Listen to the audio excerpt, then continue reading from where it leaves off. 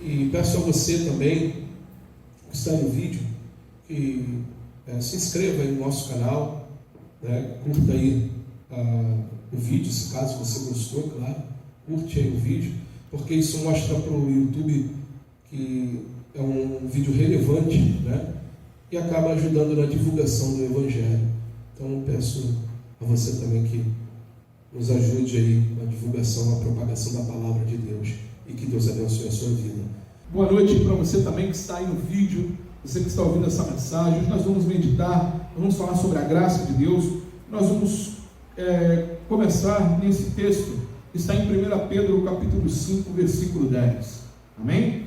Então, esperar todos encontrarem. 1 Pedro capítulo 5, versículo 10. O apóstolo Pedro escreve dizendo: é o Deus de toda graça, que em Cristo Jesus vos chamou à sua eterna glória, depois de haver despadecido um pouco, Ele mesmo vos aperfeiçoará, confirmará, fortificará e fortalecerá.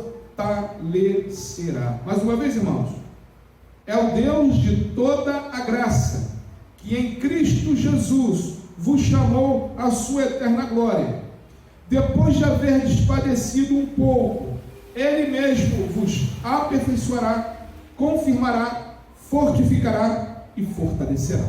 Oremos, igreja. Senhor Deus, Pai querido e amado, glorificado seja o teu santo nome. Pai amado, te peço mais uma noite, toma a minha vida em tuas mãos. Toma o meu intelecto, os meus sentimentos e tudo que venha a ser proferido aqui nesta noite venha do teu coração para os nossos corações.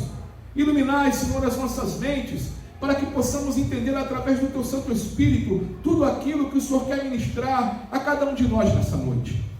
Santo Deus, que essa palavra encontre um terreno fértil em nossas vidas e que venha frutificar, ó Pai, para que possamos também abençoar outras pessoas através dessa mesma palavra. Pai querido, te pedimos também pelo nosso país, te pedimos também, Senhor, pelos nossos irmãos que estão no mundo afora pregando o teu santo evangelho. Continua com os teus filhos, os abençoando, os guardando, os livrando. Continua dando força, Senhor, para que eles continuem cumprindo, Senhor, a tua santa vontade ao redor dos quatro cantos desse mundo. E desde já, Senhor, nós te agradecemos pelo privilégio de estarmos aqui em tua casa, ouvindo a tua santa palavra. Te agradecemos em nome do seu Filho, nosso Senhor Jesus Cristo. Todos digam amém? Amém, graças a Deus. Podem se sentar, meus irmãos, amém? Amados, quando olhamos para a cruz, o que vem à nossa mente? Qual a reflexão que você faz ao contemplar o Calvário? Nós pensamos no sacrifício, no preço que foi pago por nossas vidas, não é? No amor de Deus expressado através de seu Filho, nosso Senhor Jesus Cristo, e vemos graça sobre graça. E é sobre esta maravilhosa graça que eu quero meditar com os irmãos nessa noite. Toda a história da cruz, toda a palavra de Deus existe no centro. E essa pessoa central é o nosso Senhor Jesus Cristo. E sua obra vicária, sua obra salvífica na cruz do Calvário. Jesus, ele foi, como diz lá em João capítulo 3, verso 16, que Deus amou o mundo de tal maneira que deu o seu Filho unigênito, que para todo aquele que nele crê não pereça, mas tenha a vida eterna. Esse texto diz que o Senhor nos deu, foi uma doação, o único Filho dele, para que todos nós que venhamos a crer, não venhamos perecer, ou seja, que não venhamos ir para o inferno, mas que nós venhamos ter a vida eterna. O maior presente, amados, Deus nos deu, é uma graça, um presente através da vida do nosso Senhor Jesus Cristo. E a palavra nos diz que a fonte dessa graça, a fonte desse favor imerecido, que eu quero dizer graça, vem do nosso Senhor. Que nós acabamos de ler em 1 Pedro, capítulo 5, versículo 10, diz o seguinte: e o Deus de toda graça, que em Cristo Jesus vos chamou à sua eterna glória, depois de haver padecido um pouco, Ele mesmo vos aperfeiçoará, confirmará, fortificará e fortalecerá. Amados, olha o que Pedro diz nesse verso.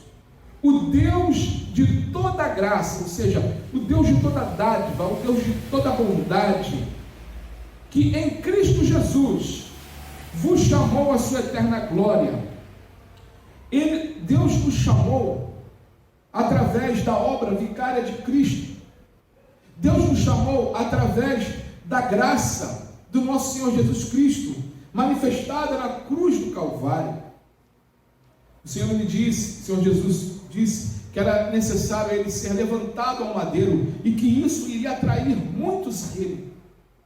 E nós somos um desses muitos da palavra do nosso Senhor. Amém, irmãos?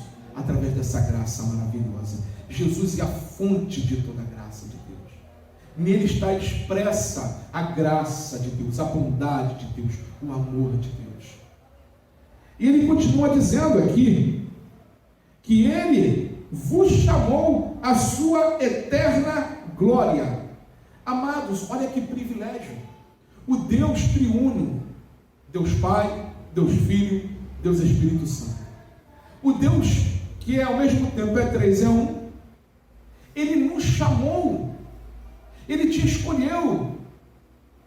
Ele lá, o Deus Criador de toda a terra, de todo o universo, Ele parou e se preocupou em escolher você. Em escolher você. Vocês entenderam, irmãos? Dá para a gente entender o tamanho, a magnitude dessa graça, desse favor imerecido que Deus fez por nós? Dentro de tanta grandeza, Ele nos escolheu. Ele vos chamou.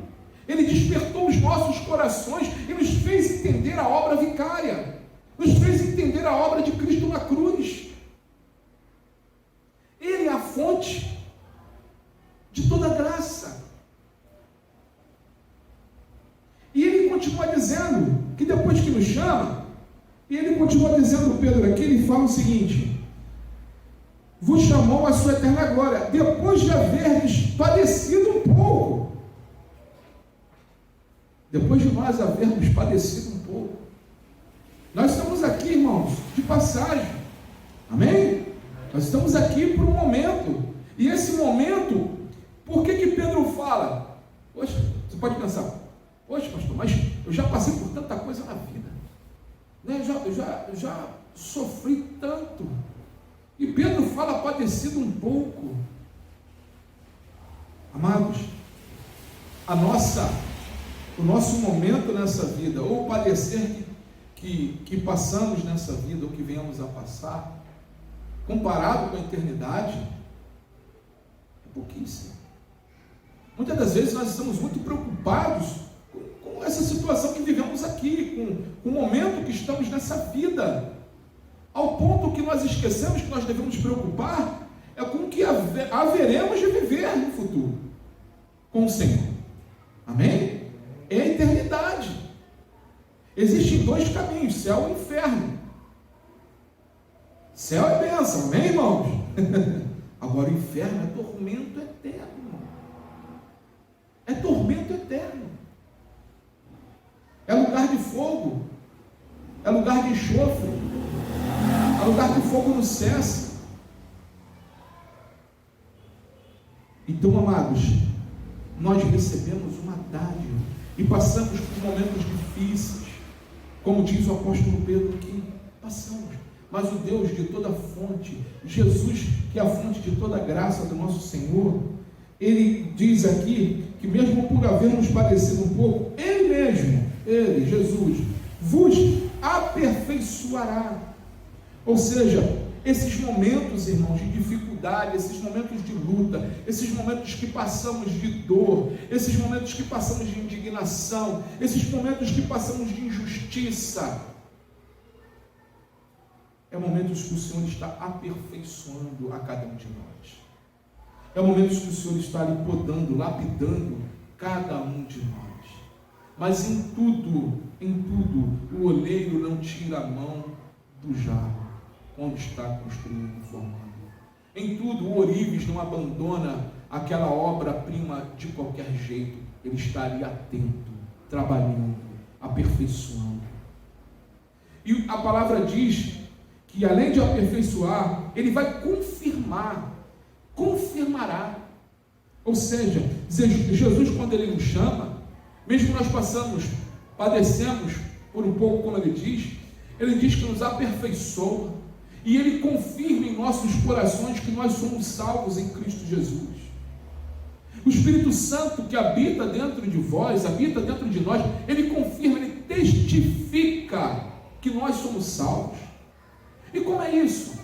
Vou dar um exemplo. Quando você erra, quando você peca, você se sente feliz?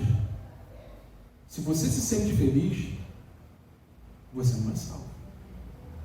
Mas quando erramos, quando ferimos aquilo que Deus nos direciona, você se sente triste. É o Espírito Santo alertando o teu coração: olha, vai aos pés de Cristo, pede perdão ao Senhor. Então isso, irmãos, dentro disso é uma confirmação que o Espírito Santo habita dentro de você. E a palavra diz que aquele que tem o Espírito Santo de Deus, ele já tem a chancela. Isso não é prerrogativa para ninguém sair pecando, amém? Muito pelo contrário. Eu estou falando da forma como Deus, uma das formas que Deus confirma. O Espírito Santo, ele brada em nossos corações: pode estar errado, rapaz, está fazendo errado, acorda, desperta. E aquilo te traz uma tristeza, mas logo você vai aos pés de Cristo e pede perdão e luta para não fazer mais aquilo. E essa obra do convencimento do pecado é feita pelo Espírito Santo, e isso tudo emana da fonte da graça que é Cristo Jesus. Porque aquele que não tem Cristo, aquele que não tem o Espírito de Deus, não consegue.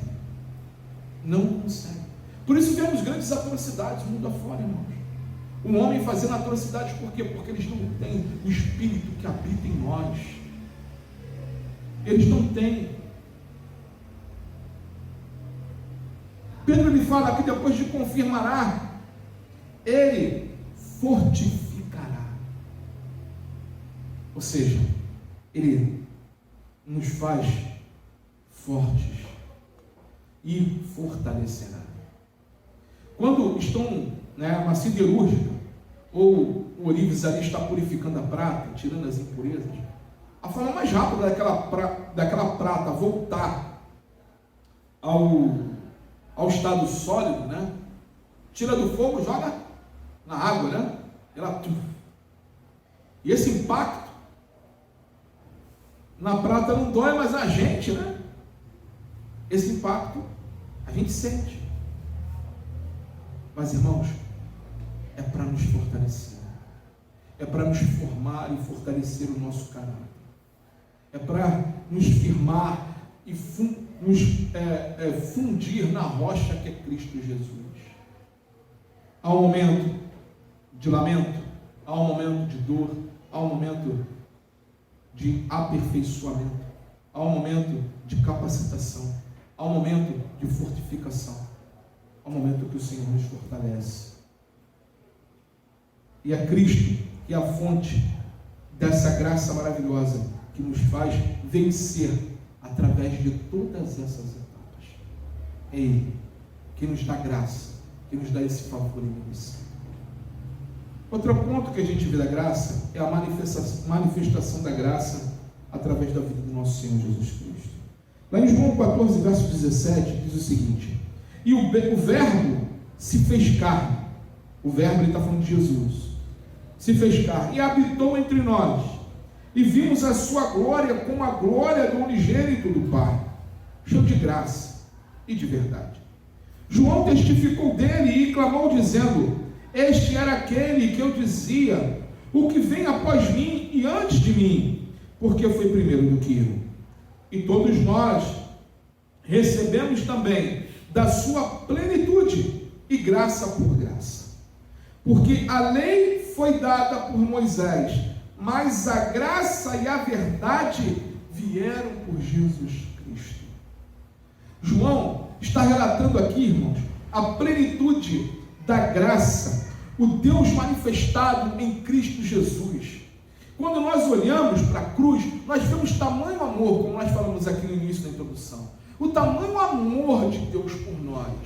Para imaginar esse Deus maravilhoso, Criador de todas as coisas, enviar seu único filho para salvar um povo que muitos iriam abandoná-lo, que muitos iriam escolher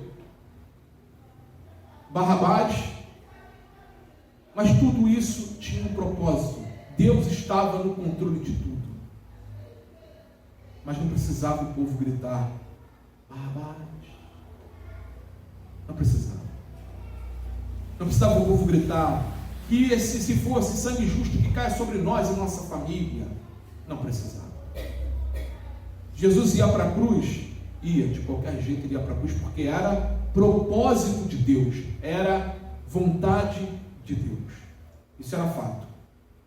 Mas o povo não precisava gritar. O povo não precisava escolher. Quando Pilatos falou: o que faço com esse homem? O povo poderia gritar o que houver na sua consciência. Mas o povo gritou. Amados, a graça, a plenitude da graça de Deus é manifestada em Cristo.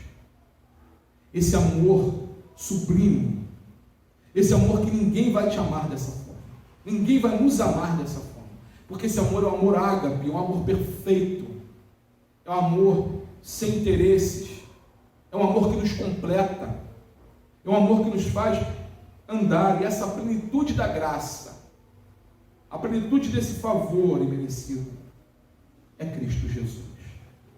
Quando nós olhamos aqui o verso, ele fala: e o verbo se fez carne e habitou entre nós, e vimos a glória como a glória do unigênito do Pai, cheio de graça e de verdade.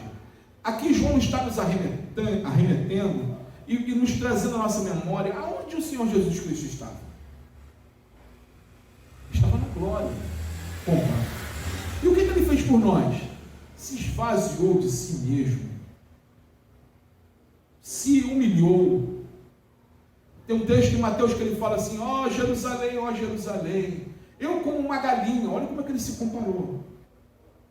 O tamanho da humilhação. Eu como uma galinha quis colocar vós, Jerusalém, debaixo das minhas asas, como ela faz com os pintinhos. Mas ele fala: mas vós não quisestes Jerusalém. E ele fala em lamento. Ele fala aquilo lamentando. Então, amado, Jesus ele se despiu de sua glória para fazer a vontade do Pai, por nos amar. João ele diz aqui no verso 15, ele diz, testificou dele, João testificou dele e clamou dizendo: este era aquele que eu dizia, o que vem após mim é antes de mim, porque foi primeiro do que eu. O que João está falando? Olha, este é aquele que eu falei que eu não era digno de desatar as sandálias dos pés, e ele que vinha após mim, mas na verdade ele já existia antes de mim, falando da eternidade, apontando para a eternidade de Cristo, que ele era antes dele, e que mesmo assim ele veio. É plenitude de graça andar com Jesus, é plenitude de graça ser servo de Jesus, é plenitude de graça buscar a Cristo. Verso 16 ele diz: e todos nós recebemos também a sua plenitude e graça por graça, através do Espírito Santo. Verso 17: porque foi dada por Moisés, a lei foi dada por Moisés, a graça e a verdade vieram por Jesus Cristo. O que João queria dizer dessa forma? Que a lei, nós só entendemos, irmãos, quando temos pecado ou que temos errado, quando nós temos uma lei. Se o povo não tivesse os 10 mandamentos, eles nunca iam ter parâmetros para saber aquilo que estava infringindo a Deus ou não. Amarás o teu Deus sobre todas as coisas, amarás o teu próximo como a ti mesmo, né? Não defraudarás o teu próximo, não adulterarás, honrai teu pai e tua mãe, e por aí vai. Então, assim, existe, que até hoje é baseada a maioria das nossas leis. Amém? Então, amados, Moisés veio com a lei. Mas como cumprir essa lei? Quem poderia cumprir essa lei? Em toda ela? Só um pode. E aí que ele fala. A graça e a verdade vieram por Jesus Cristo. Só ele podia cumprir. Uma palavra diz, como ovelha muda, ele foi ao matadouro. Ele se entregou. Nem a morte podia tirar a vida do nosso mestre. Mas ele se doou. Ele se entregou por nós. Ele olha para os céus e clama ao Pai.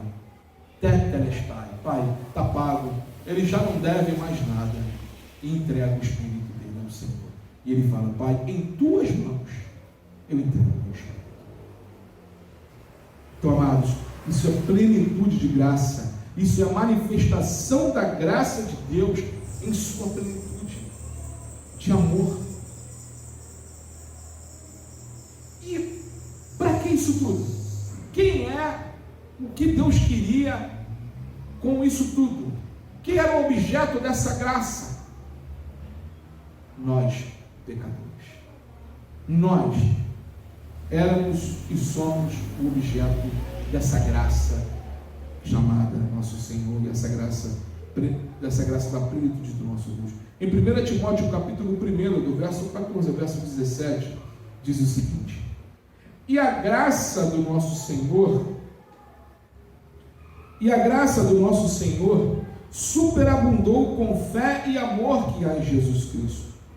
Esta é uma palavra fiel e digna de toda a aceitação, que Cristo veio ao mundo para salvar os pecadores, dos quais eu sou o principal, diz Paulo. Mas por isso alcancei misericórdia, para que em mim, que sou o principal, Jesus Cristo mostrasse toda a sua longanimidade, para exemplo dos que haviam de crer nele na vida eterna. Aqui no verso 14, o apóstolo Paulo está testificando que essa graça é superabundante, o alcançou através do amor e fé que há em nosso Senhor Jesus Cristo. Paulo está falando, olha, através daquele momento que eu encontrei com ele no caminho de Damasco, perseguindo os meus irmãos, eu literalmente caí do cavalo, fiquei cego. O Senhor Jesus poderia ter deixado Paulo cego, poderia ter acontecido aquilo tudo e abandonado ele. Ele falou, o Senhor Jesus falou, Paulo, Saulo, Saulo, por que me persegues? Porque como um boi selvagem recalcitra contra os aguilhões. E ele pergunta, quem és tu, Senhor? E ele fala, eu sou o Cristo a quem você persegue. E ali o Senhor, ele manda Ananias, né, todos sabem da história, ir lá, dá um sonho para Paulo, que Ananias iria lá. Olha, Paulo já vivendo no sobrenatural de Deus, e que orar por ele ia ficar curado. Olha a graça de Deus, o amor de Deus. E Paulo entendeu isso, porque Paulo parava e pensava, eu não sou merecedor disso, eu persegui os cristãos, o que Jesus falou de mim era verdade, eu matei meus irmãos. Paulo estava falando, por isso que ele fala de qual o pecador é o maior. Mas aprove Deus por essa graça maravilhosa me alcançar, para que os outros pudessem ver e dizer, olha, se ele salvou Paulo, se ele salvou Saulo, ele pode me salvar, ele pode me perdoar, porque não há pecado que não tenha sido pago por Cristo Jesus na cruz de Calvário, irmãos. As consequências ficam, mas o perdão, Jesus pagou. É isso que Paulo está falando aqui, quando ele começa aqui no verso 15. Esta é uma palavra fiel, ele está testificando, olha, é fiel. E ele está escrevendo isso, irmãos, para Timóteo, discipulando, e Timóteo, Paulo já considerava Timóteo um filho na fé. Então, discipulando Timóteo, para que Timóteo entendesse e passasse isso a outras pessoas. E ele fala no verso 15: esta é uma palavra fiel e digna de toda aceitação, que Cristo Jesus veio ao mundo para salvar os pecadores, dos quais eu sou o principal. Ele veio para salvar, ele veio para resgatar, ele veio para nos redimir, ele veio para nos justificar, ele veio para derramar dessa graça, desse favor imerecido de Deus sobre cada um de nós. Verso 16, o apóstolo Paulo continua dizendo: mas por isso alcancei misericórdia, para que em mim, que sou o principal, Jesus Cristo mostrasse toda a sua longanimidade, para exemplo dos que haviam de crer nele para a vida eterna. É aquilo que eu estava falando, irmãos. Os outros iam olhar: olha, se houve salvação para Saulo, que depois foi tornado Paulo, há salvação. Há salvação. A fonte de toda essa graça maravilhosa e do sacrifício do nosso Senhor Jesus Cristo, irmãos, é para salvar o pecador. Foi para nos salvar. Foi para nos resgatar.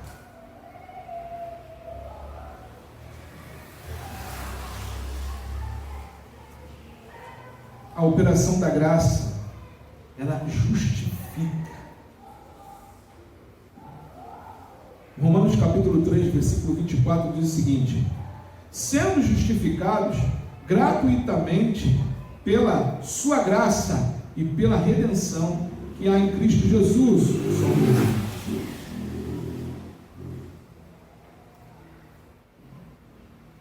Essa justificação vem pela graça. Paulo lhe fala que foi justificado. Outrora, o principal dos pecadores, outrora, justificado pela graça do nosso Senhor Jesus Cristo, pela redenção que há em Cristo Jesus. Queria que vocês abrissem comigo, irmãos, a sua Bíblia, e deixa ela aberta aí, que daqui a pouco nós vamos estar encerrando, e eu vou estar encerrando também no capítulo 8, Romanos capítulo 8, por favor.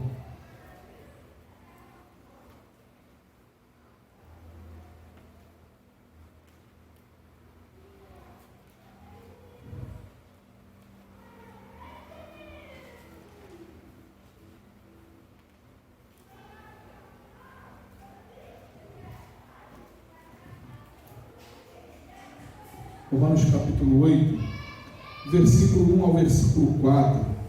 Olha o que o apóstolo Paulo diz aqui.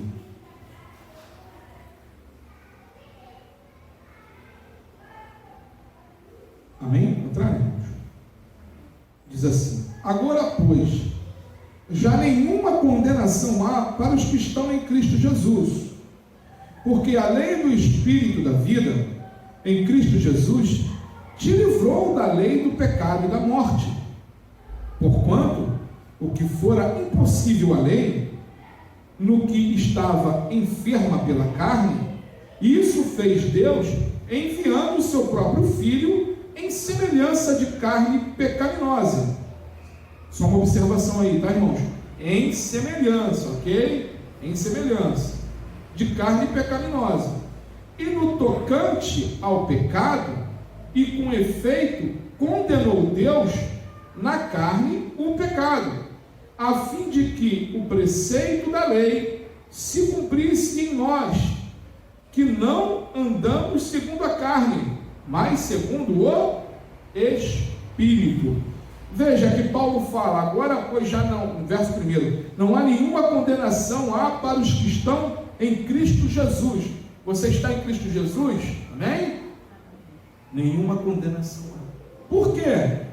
Ele vai explicar no verso 2. Porque a lei do Espírito da vida em Cristo Jesus, te livrou da lei do pecado e da morte. Ou seja, a lei que te acusa, a lei que traz a acusação, houve vida trouxe a vida e a regeneração através do perdão conquistado por Cristo na cruz do Calvário. Amém? Então, mais uma vez, isso é licença para sair pecando? Muito pelo contrário. Isso é licença para não sair nos policiando em todo o tempo, porque o Espírito de vida habita dentro de nós. Então esse Espírito mexe, balança, como eu falei lá no início. O Espírito, ele diz, olha, cuidado, ele acende aquela, né, sinal, acende o sinal amarelo. Cabe você, cabe nós, né? Pisarmos no freio. Opa, para aí.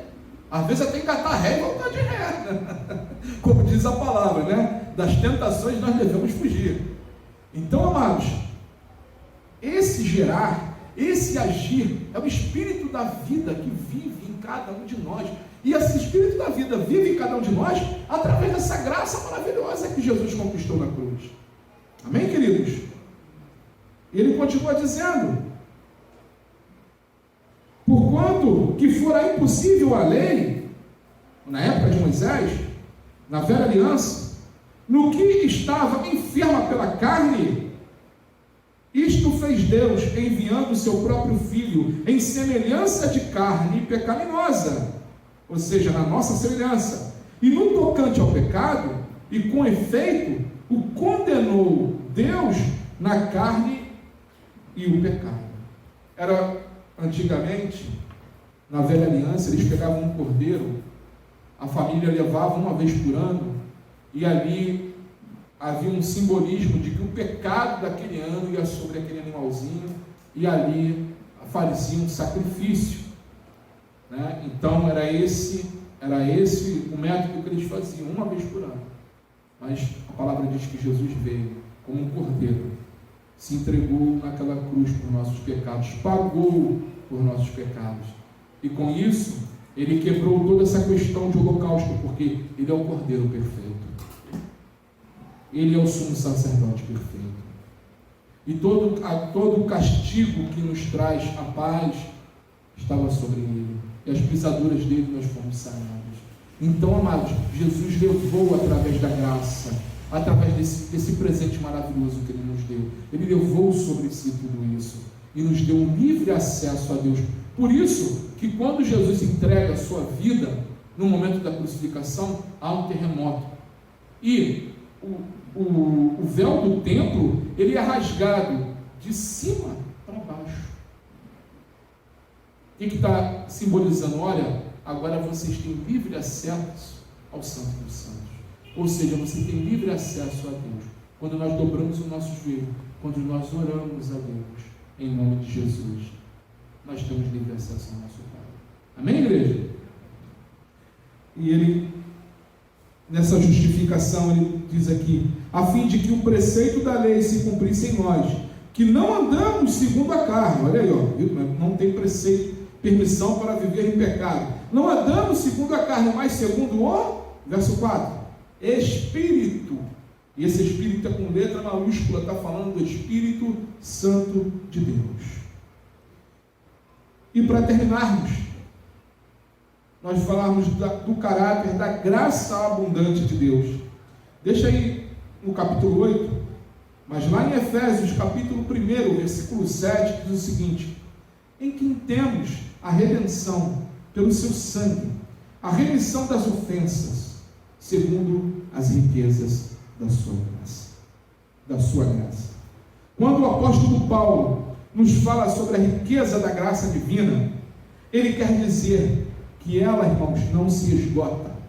Ele quer dizer que ela é suficiente para mim, ela é suficiente para você, ela foi suficiente para Paulo, ela é suficiente para qualquer um que Deus desperte em seu coração. Para qualquer um que crê que Jesus Cristo é o Senhor de sua vida e que Jesus Cristo morreu e ressuscitou ao terceiro dia. Essa graça não se esgota. Essa graça é suficiente. Isso é graça sobre graça. E para concluirmos, amados, nós devemos ser em todo o tempo gratos a Deus, porque Ele nos livrou de uma vida terrível neste mundo e nos superabundou com a sua graça, amor. Irmãos, e o mais sublime de tudo, a vida eterna. Nós vamos passar uma eternidade com Deus.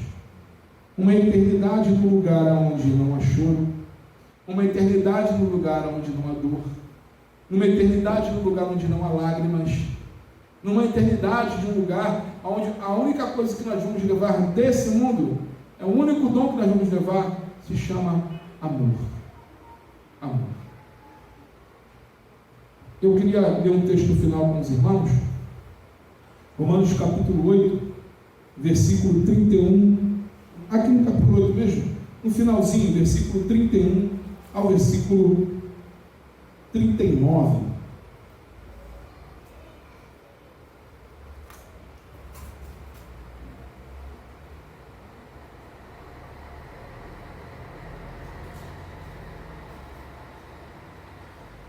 Olha o que ele diz, título até da Sociedade Bíblica, as provas e a certeza do amor de Deus. Diz assim: que diremos, pois, à vista dessas coisas? Se Deus é por nós, quem será contra nós? Aquele que não poupou o seu próprio filho, antes por todos nós o entregou, porventura não nos dará graciosamente com ele todas as coisas? Quem intentará acusação contra os eleitos de Deus? É Deus que os justifica. Quem os condenará? É Cristo Jesus quem morreu, ou antes quem ressuscitou, ou qual está à direita de Deus e também intercede por nós? Quem nos separará do amor de Cristo? Será tribulação ou angústia, ou a perseguição, ou fome, ou nudez, ou perigo, ou espada? Como está escrito, por amor de ti, somos entregues à morte o dia todo. Fomos considerados como ovelhas para o matadouro. Em todas estas coisas, porém, somos mais que vencedores, por meio daquele que nos amou. Porque estou bem certo de que nem a morte, nem a vida, nem os anjos, nem os principados, nem as coisas do presente, nem do porvir, nem os poderes, nem a altura, nem a profundidade, nem qualquer outra criatura poderá separar-nos do amor de Deus que está em Cristo Jesus, nosso Senhor. Amados, quem pode separar você desta graça abundante, deste amor abundante de Deus? Quem? Quem? Nem você mesmo. Nem você mesmo. Nem a morte, nem a vida, nem principados, nem potestades, nem os poderes desse mundo, nem as dificuldades, Paulo fala, nem as riquezas, nem a nudez, ele está falando de escassez, nem a fome, nem o perigo, nada pode nos separar do amor de Deus que está em Cristo Jesus. Aí você pode pensar assim: então eu vou viver, vou deixar a vida me levar, a vida leva eu, como diz uma música aí. Se você pensa assim, tem uma triste notícia para dizer: você não foi salvo. O Espírito de Deus não habita na sua vida, porque quando a vida da pessoa está assim, vou viver dessa forma, Jesus não está no seu coração. O que está no seu coração é outro Espírito, que não é o de Deus. Mas se você se sente constrangido, melhor dizendo, contrito e constrangido pelo Espírito Santo, opa, é um bom sinal. O Espírito de Deus habita em você. Porque a Bíblia diz que é Ele, o Espírito do Senhor, é Ele que nos convence do pecado. É Ele quem fala para nós: olha, você está pisando na bola aí, melhor você pisar no freio. Ou então, você pisou na bola, a bola chegou a estourar. Vai de joelhos, se acerta com Cristo. Se você tem que pedir perdão a alguém, peça perdão a essa pessoa e siga a tua vida com Cristo Jesus, porque Ele, a graça dele, o perdão dele é suficientemente grande e é suficientemente para mudar e perdoar todos os nossos pecados. Amém, meus irmãos? Que Deus abençoe a todos em nome de Jesus e que vocês tenham uma semana abençoada. Vamos orar, irmãos, para encerrarmos nosso culto em nome de Jesus? Senhor Deus, Pai querido e amado, louvado seja o teu santo nome.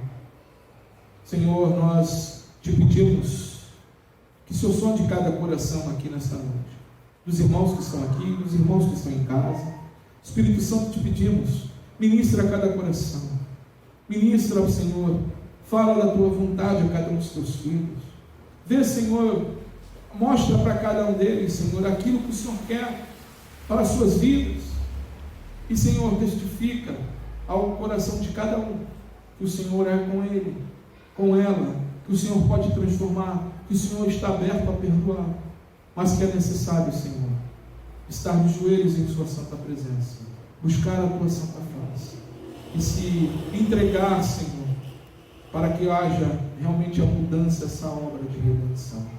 Eis-nos aqui, Pai, faz em nós, Senhor, a tua vontade, perdoai os nossos pecados e ajudai-nos, ó Deus, a continuar a ministrar o teu santo evangelho, a pregar a verdade, porque, Pai, como eu vi uma frase esses dias, o Senhor Jesus deixou bem certo, que quando nós pregamos a verdade, não tem como pregar a verdade sem ofender no bom sentido. Então, Deus, que o Senhor continue nos dando força e nos